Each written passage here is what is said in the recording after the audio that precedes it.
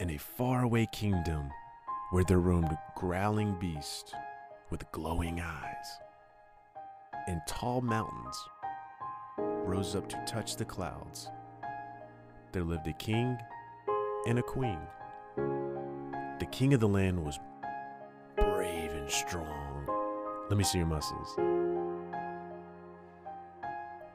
So strong, he could lift a boulder over his head without losing a single bead of sweat. His queen was beautiful and fair. Her laughter was like music, and she spoke in kind words that healed those who heard them. They met at a ball long ago, and the whole kingdom had rejoiced at their marriage. All of the flowers bloomed on their wedding day, and even the fairies and dragons were pleased at their union. And so it happened that the king and queen had a child, a little princess, who they loved above all else. And together, they made the happiest family the kingdom had ever known. But there came a day when the king stood up from his throne and donned his shining armor. For the glory of the kingdom, he had been called upon a quest to bring the stars back to the kingdom. And so he rode away on his horse to distant realms. The queen wept bitterly upon his departure. And every night the little princess would peer out the window of the castle's tallest tower and look for her father's figure on the horizon riding home. With the king gone, the land grew silent.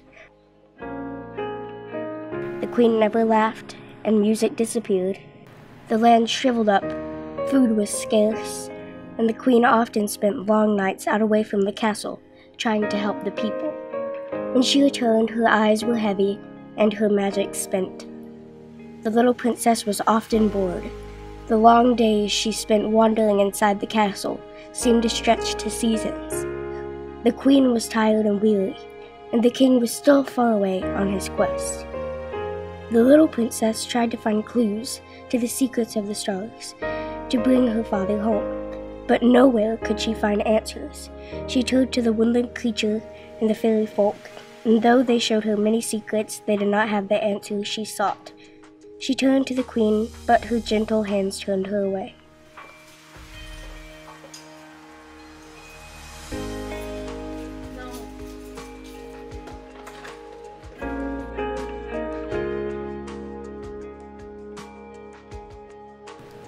At last, she turned her head up to the sky and asked, who had taken the stars so far away?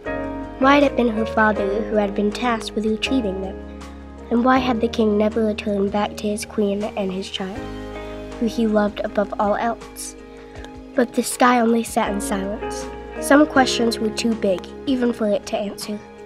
And so the days grew and shrunk, while the princess only grew.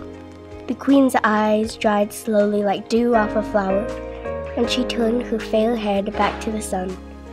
And though the king was still away, perhaps the kingdom would survive.